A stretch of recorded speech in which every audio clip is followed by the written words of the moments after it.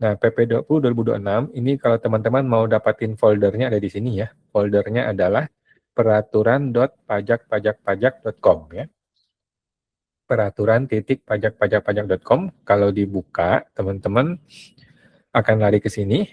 Nah, yang ini nih. Yang ini nih. Nah, yang ini teman-teman tinggal klik aja yang ini. PP 20 2026. Kalau diklik satu kali, dia akan lari ke sini. Ini isinya semua adalah mengenai PP 20 2026. Nah, ada video juga, ada beritanya. Ini adalah file PP 20-nya yang sudah saya edit. Ini yang belum diedit, yang original ya. Ini kalau diedit tuh kayak gini.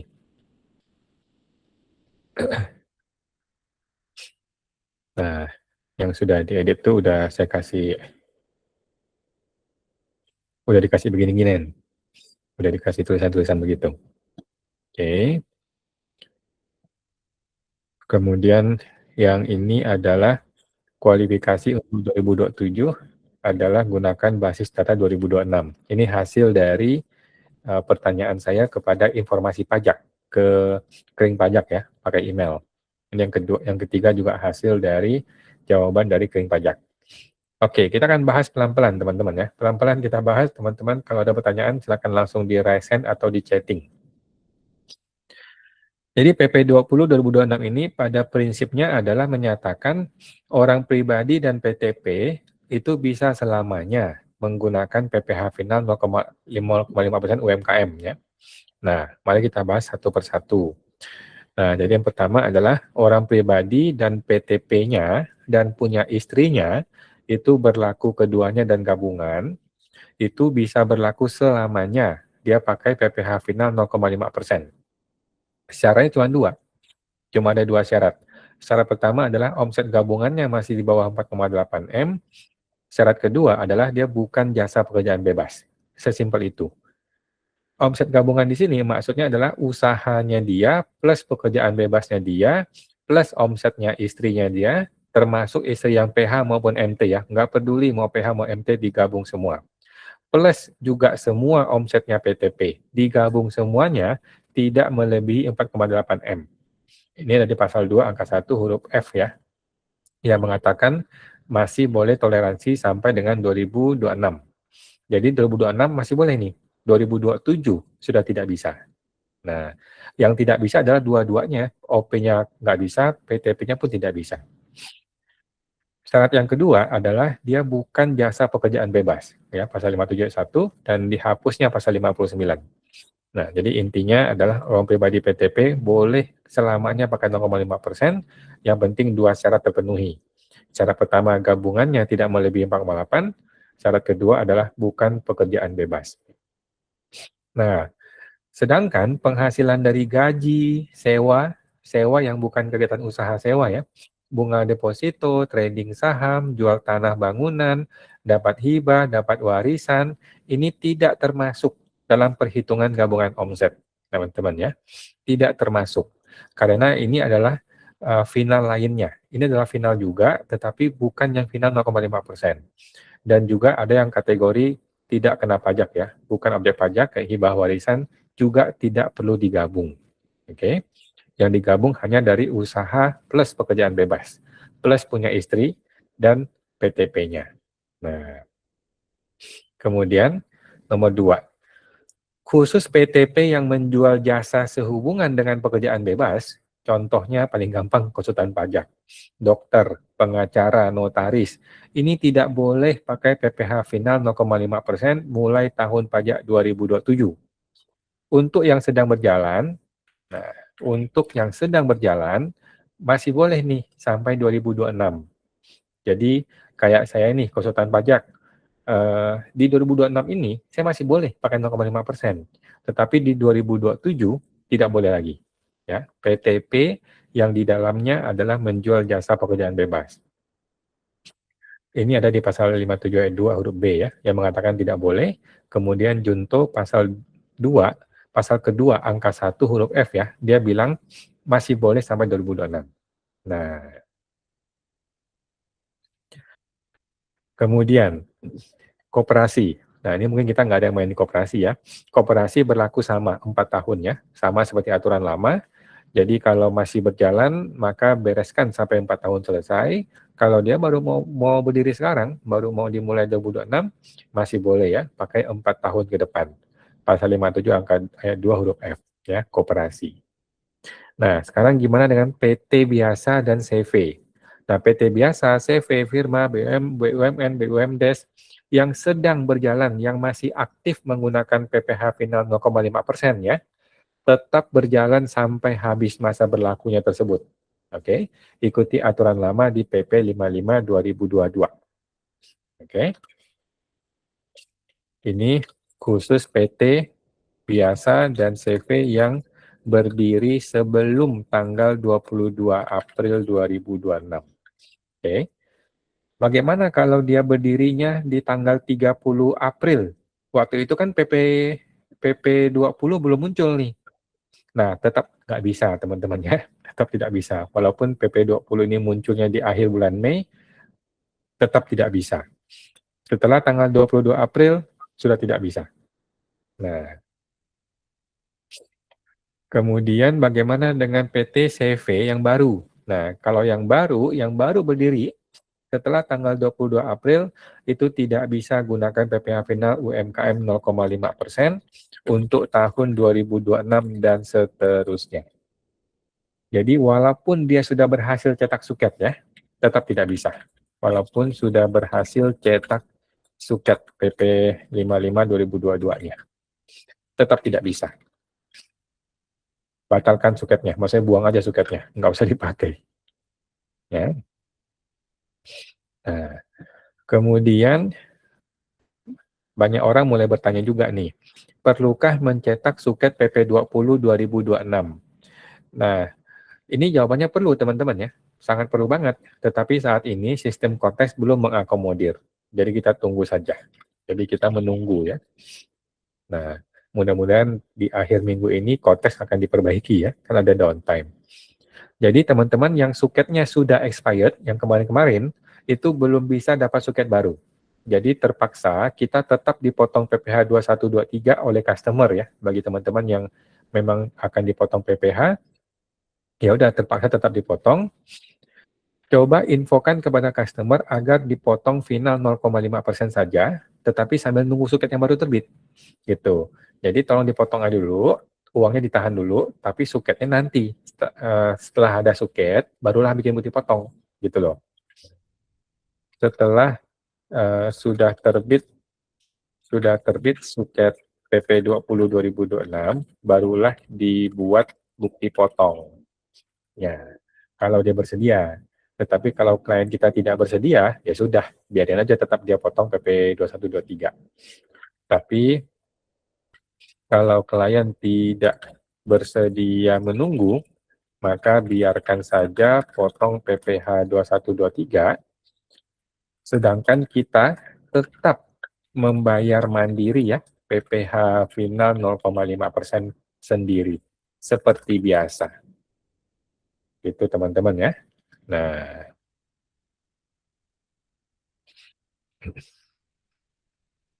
kemudian kalau punya omset pribadi lebih dari 4,8 M gimana?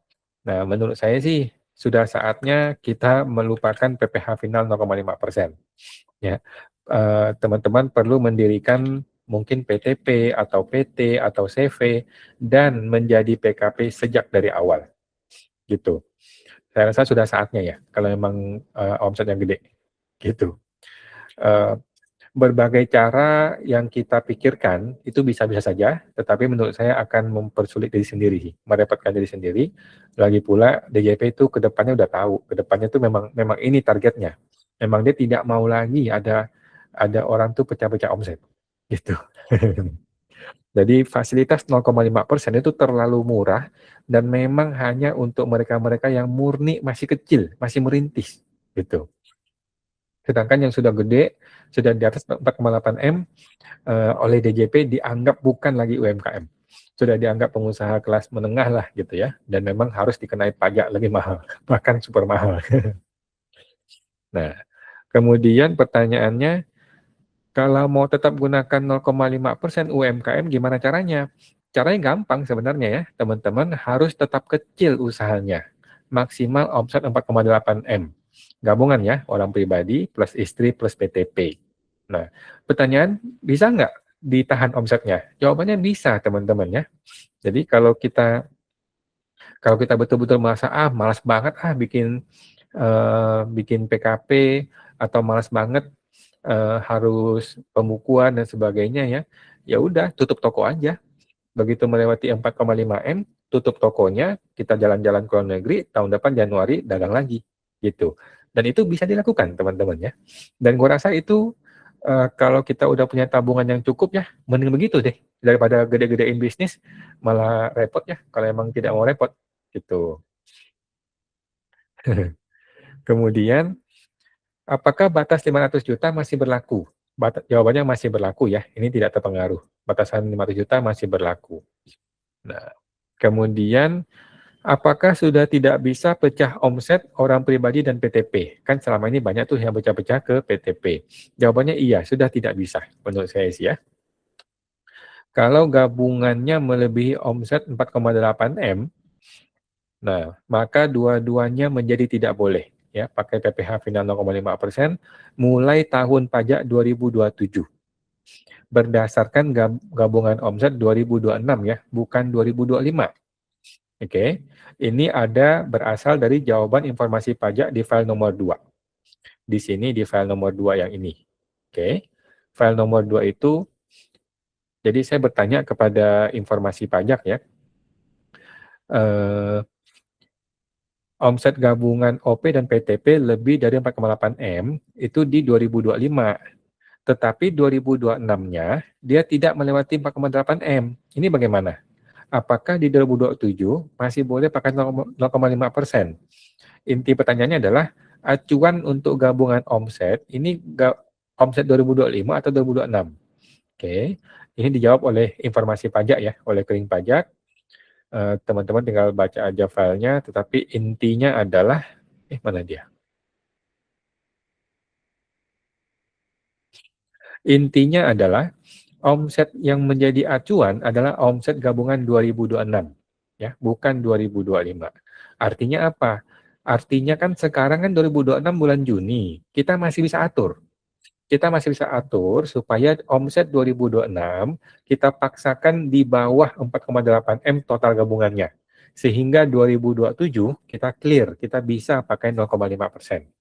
Oke, walaupun di 2025 itu sudah melewati 4,8 M secara gabungan. Paham, teman-teman ya? Mudah-mudahan paham ya. Nah, jadi bagi WP yang omset gabungan 2025 sudah lewati 4,8 M, masih bisa diatur agar omset 2026-nya di bawah 4,8 M secara gabungan, sehingga di 2027 OP-nya ini masih bisa pakai 0,5%. Mudah-mudahan teman-teman masuk ya, nangkep ya. Kemudian ada orang bertanya, bolehkah pecah omset ke orang pribadi atau PTP ditambah ya plus PT biasa atau CV? Nah, jadi satunya OP, satunya PT biasa. Boleh nggak? Jawabannya boleh aja. Boleh, tetapi menjadi tidak relevan nih. Karena kan PT CV udah nggak bisa 0,5% nih. Sehingga jadi nggak relevan. Ngapain kita pecah ke PT dan CV gitu ya. Nah, jadi aturan ini sebenarnya betul-betul berpihak pada UMKM murni. Ya, aturan ini juga mendorong teman-teman mulai membuat PTP, ya, pembukuan, kemudian makin meningkat, mulai jadi PKP gitu ya. Jadi memang diarahkan naik tangga. yang masih UMKM boleh, tapi sudah ngelewatin, ya udah bikinlah PTP, bikinlah pembukuan, bikinlah PKP di sana. Gitu. Nah, teman-teman ingat jasa itu ada dua macam. Ini yang bikin orang bingung nih ya. Ada jasa biasa yang bukan murni pekerjaan bebas, ada yang namanya jasa pekerjaan bebas. Oke. Apa contohnya jasa murni yang bukan pekerjaan bebas? Contohnya dia buka bengkel, tukang AC, pemain piano tuh yang dicontoh di penjelasan pasal 56 ayat 4 tuh yang lagi kacau tuh. Nah, jasa-jasa seperti ini ada dua kategori nih. Jika dia nih, jika dia punya pegawai, dia tidak perlu bikin PTP ya, maka orang pribadi ini menjadi bisa pakai PPh final 0,5%. Tetapi jika dia tidak ada pegawai, maka menjadi pekerjaan bebas. Kalau pekerjaan bebas, maka tidak bisa pakai final 0,5%. Sesuai dengan penjelasan pasal 56 ayat 4. Oke, ini mengenai pemain piano. Mari kita cermati pelan-pelan teman-teman ya. Pemain piano itu kan adalah jasa tetapi bukan murni pekerja bebas. Kalau dia mengajar sebagai pribadi, dia pekerja bebas. Tetapi kalau dia buka kursus, punya pegawai, maka dia bukan pekerja bebas. Dia boleh pakai 0,5%. Nah, tipe jasa yang kedua. Tipe yang kedua adalah jasa pekerjaan bebas. Ciri khasnya adalah orang ini punya lisensi khusus. Contohnya apa? Konsultan, pengacara. Kan pengacara ada kartu advokatnya. Dokter kan punya lisensi dokter ya. Apalah namanya? Notaris ada lisensi juga, akuntan ada lisensi, arsitek, PPAT, agen asuransi, agen properti, pemain musik. Nah, makin ke sini makin melebar nih, pembawa acara, penyanyi. Memang penyanyi ada lisensinya? Kan nggak jelas ya. Pelawak. Memang pelawak ada lisensinya? Kan nggak ada. Bintang film, sutradara, model. Nah, tapi intinya teman-teman bisa, walaupun agak membingungkan ya, tapi kan kita bisa memahami ya. Maksudnya di sini adalah sekelas pemain piano, buka bengkel, tapi di sini itu sekelasnya kelas profesional gitu loh ya, profesional tenaga ahli. Nah, ini kategori pekerja bebas. Walaupun dia punya pegawai, walaupun dia berbentuk PTP, tetap tidak bisa PPh final 0,5%. Ini arahnya yang mau dibuka oleh PP 20 2026 ini. Ini berdasarkan jawaban informasi pajak di file nomor 3. Ya, teman-teman kalau buka dari sini, buka yang ini, kemudian nomor 3 ini ya. Nomor 3 itu mengatakan, jadi saya tanya, konsultan pajak kalau punya pegawai atau bikin PTP, punya pegawai, boleh nggak pakai 0,5%? Walaupun sudah saya kasih contoh-contoh mengenai kursus piano ini ya, kan konsultan pajak sama aja kayak pemain piano dong harusnya, pekerja bebas ya. Kok piano kalau punya pegawai jadi boleh pakai 0,5%, tetapi kok konsultan pajak punya pegawai tidak boleh gitu. Tetapi intinya, walaupun dia muter-muter ya, tetapi intinya adalah PTP yang mengerjakan konsultan pajak itu tidak bisa pakai PPh final. Jadi arahnya pekerja bebas, maunya PP ini ya, pekerja bebas itu lupakan PPh final.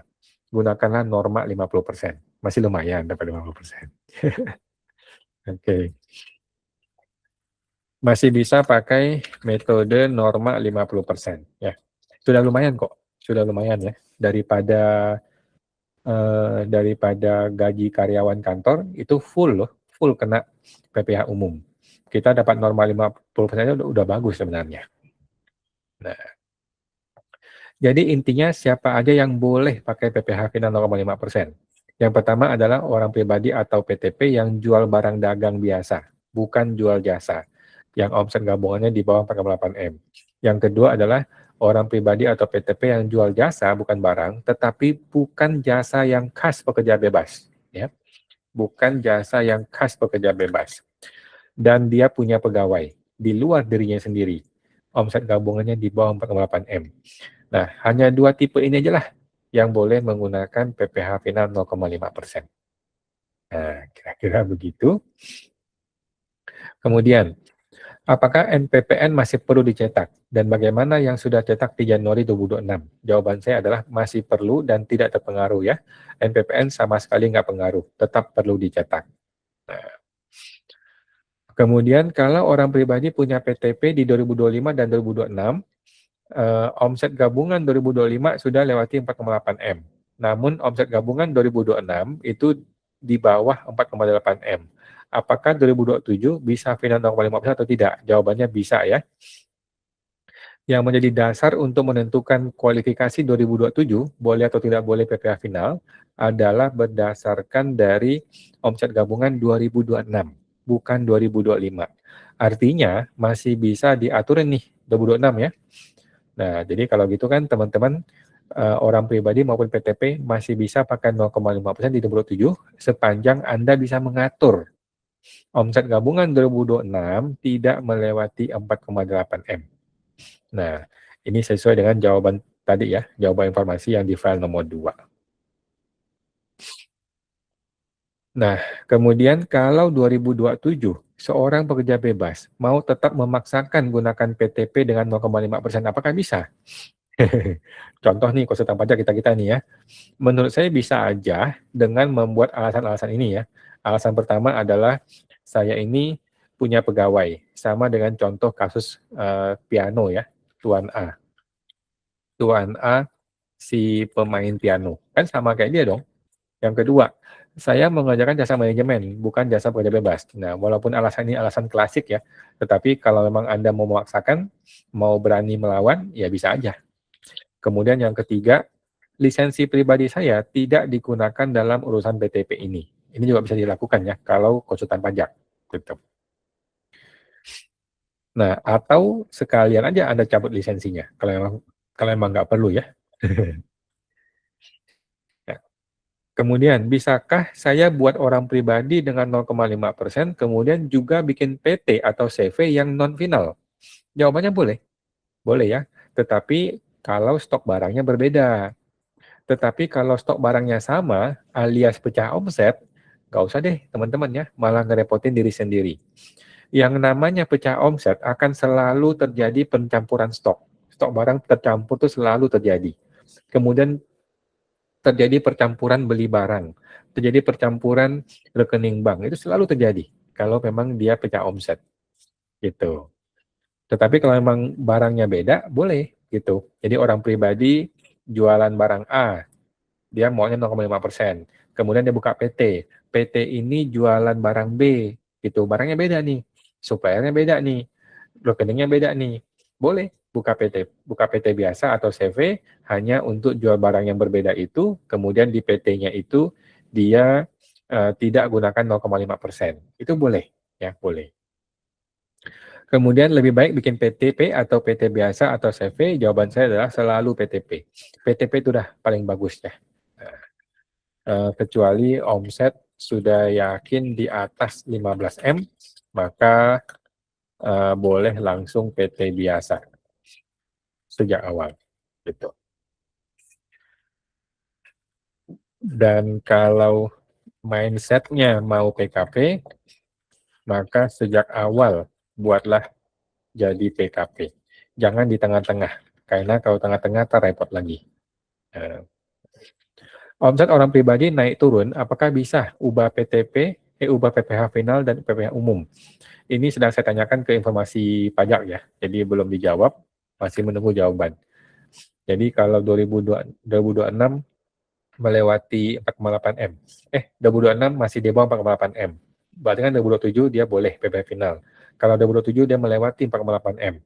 Berarti kan 2028 dia pakai PPh umum. Nah, gimana kalau 2028 dia di bawah 4,8 M? Bolehkah 2029 dia menggunakan PPh final kembali? Kalau nggak boleh, nggak adil dong. Semua orang boleh berlaku selamanya, tetapi saya langsung kehilangan seluruh hak saya hanya gara-gara 1 tahun gitu ya. Jadi nggak adil. Tetapi kalau diperbolehkan, bagaimana mekanismenya? Ini menjadi pertanyaan juga, gitu.